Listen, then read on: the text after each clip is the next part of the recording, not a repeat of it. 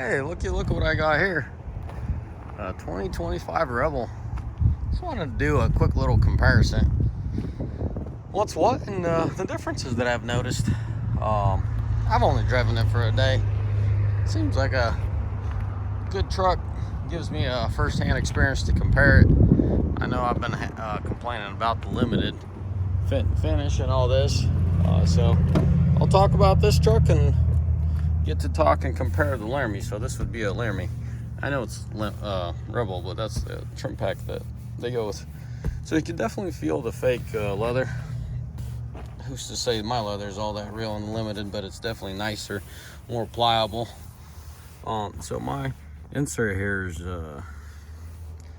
just cloth material, like rugged cloth material, and this is rubbery kind of material, more fakey leather. I think they definitely went with the right trim. Being Laramie, it's more rugged. It's prone to get more dirty and whatnot.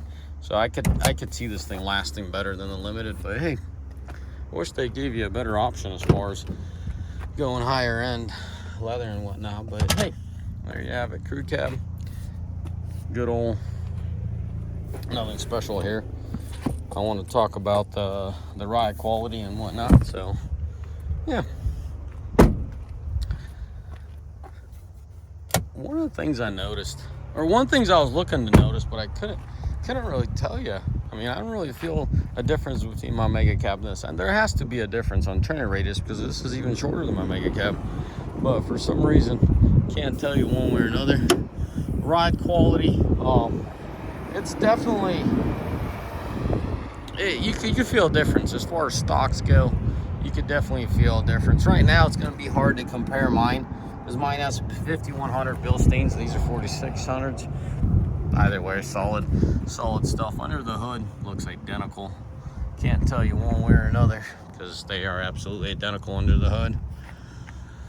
I do notice a little difference on takeoff with these 35s versus my stock 34s and some change. A little bit of noise from those tires, but other than that, more or less the same exact truck.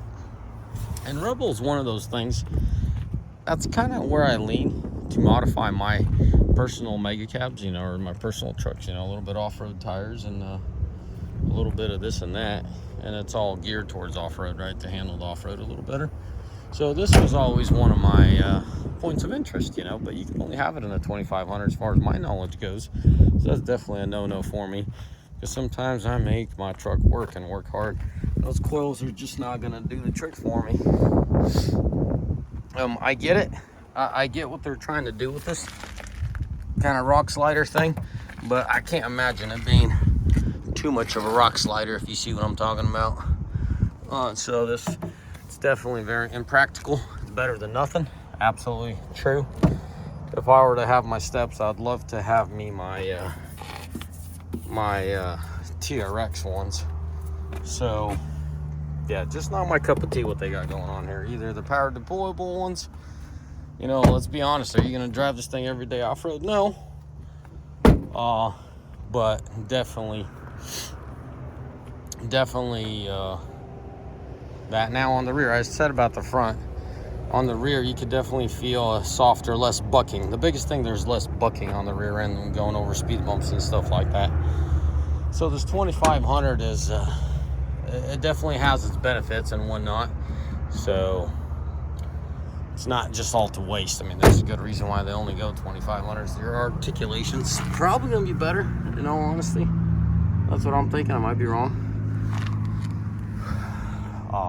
But there you have it. I like the wheels for some reason. I think these wheels look really cool. They fit the truck real well. A lot of you guys are asking about those mirrors. Yeah, they looked funny to me too. But once I drove my truck for, 10 minutes of ownership, I absolutely love the practicality and functionality of them. So those mirrors definitely, I like them. I like them a lot. I wouldn't go back to the old mirrors. I probably wouldn't take the time to integrate these mirrors if you already, if you have a 22 or 21. But I definitely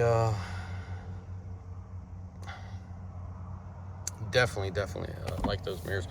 First of all, the as functionality, practicality goes, but the fact that it's fully automated, or I mean like adjustable, that's a big one.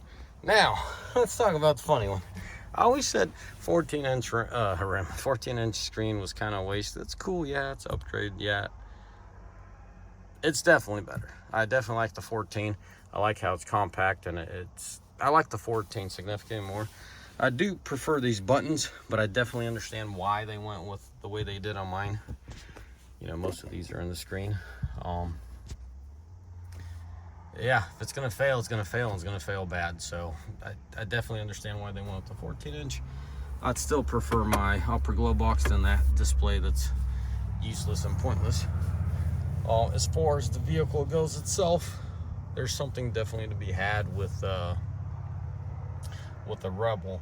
I think for a guy that's working in excavation in that world, there's definitely, or the guy off-roading every day for work, you know, this is definitely the way to go, because you're from out the gate, you're properly set up and everything.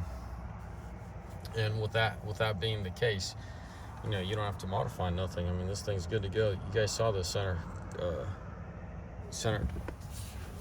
what am I saying? Ground clearance, you know what I mean? It has such a unique ground clearance that you could just jump in it and go, really. I mean, if I were to buy a truck like this, because, you know, I'm out in the field and off-roading, and I'd probably put WeatherTech floor mat or WeatherTech mud guards, and that would be about it. But yeah, guys. So yeah, guys, we're getting back on the road here. Let me wrap up this video for you guys.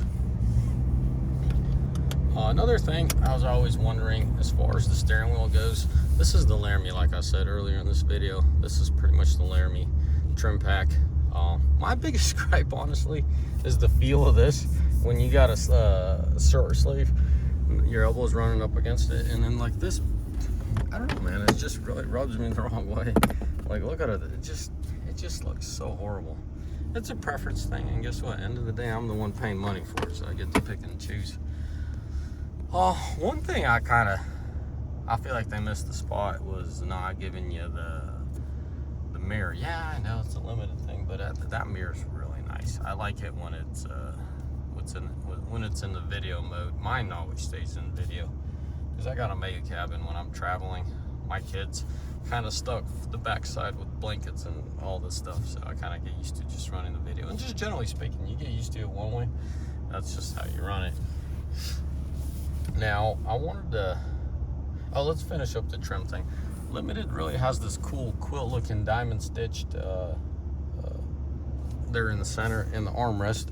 This is another piece of the pie. It's just like, Ram, please get over this crap. Give us something half decent. It's such thick rubber. Same thing, you know. When you're driving around with a short sleeve, it's just so irritating in the summer when you're sweating away. So yeah, okay, I'm done complaining. As far as a work rig, I think this would be my top choice. Like, if I needed a truck to haul lighter trailers but still get decent fuel mileage, and the Rebel's definitely a good spot for that. Yeah, you got the power wagon, but we'll talk about that in another video.